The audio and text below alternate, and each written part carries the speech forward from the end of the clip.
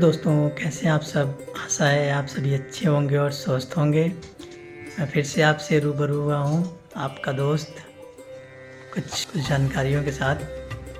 तो इस मकर संक्रांति के उपलक्ष्य पे तो आप सभी को मकर संक्रांति की हार्दिक शुभकामनाएँ। आप सभी को तो पता ही होगा कि मकर संक्रांति क्यों मनाई जाती है।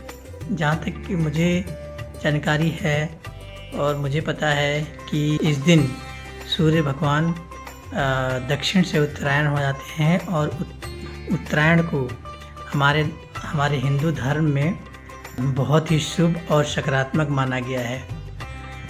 किसान भी हैं जो वो अपनी नई फसलों के लिए गुड़, तिल इत्यादि दान करके आभार प्रकट करते हैं।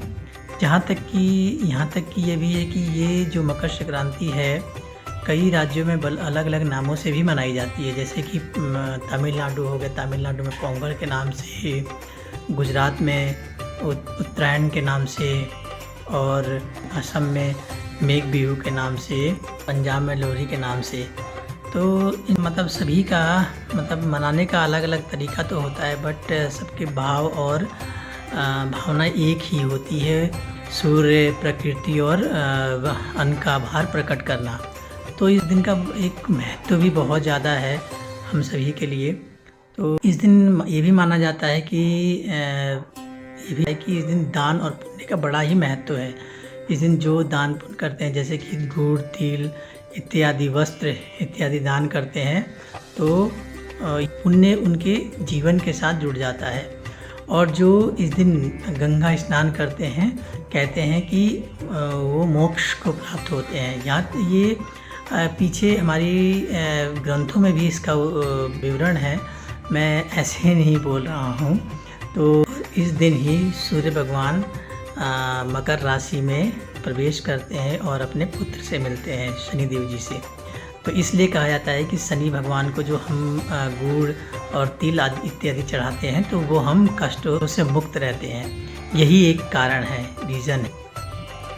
और भीष्म पितामह ने भी इसी दिन का इंतज़ार किया था कि मकर संक्रांति का, क्योंकि ये धारणा है, ये माना जाता है ये कि इस दिन जो मृत्यु को प्राप्त होता है वो मोक्ष को प्राप्त होता है। तो इसलिए भीष्म पितामह ने भी अपनी मृत्यु के लिए, अपने प्राण त्यागने के लिए इसी दिन को ही चुना था। हमारे बिहार में तो इस दिन का बड़ा ही महत्व है। हम इस दिन तिलवा बनाते हैं, क्योंकि यहाँ हम दिल्ली में उसे लड्डू बोलते हैं, बट हम बिहार में से तिलवा ही बोलते हैं। हम तिलवा कई तरीके के बनाते हैं, जैसे कि तिल के हो गए और चूड़े के हो गए, मुरमुरे के हो गए, और फिर उसको बनाकर वस्त्रों के साथ अपनी बहन के घर, बेटियों के घर भेजते हैं, ले जाते हैं।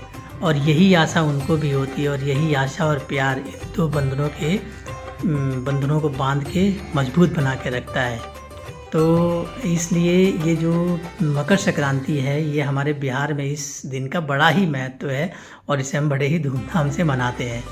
तो चलिए, हमने भी थोड़ा सी चीज़ के लिए तैयारी करी थी और हमने भी तिलवे बनाए थे, हम आपको दिखाते हैं।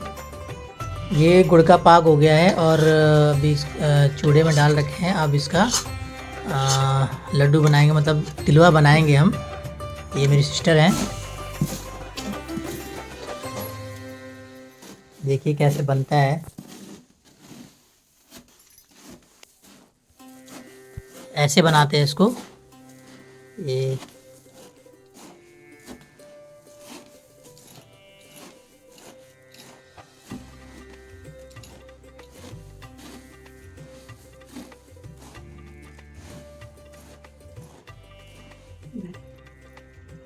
ऐसे बनाते हैं हम लोग तिलवा, देखिए।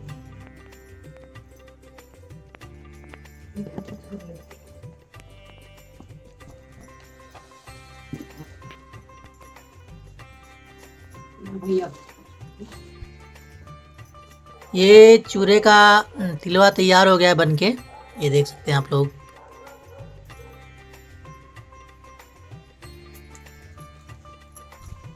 ये अब मुरमुरे का लड्डू बन रहा है, तिलवा बन रहा है।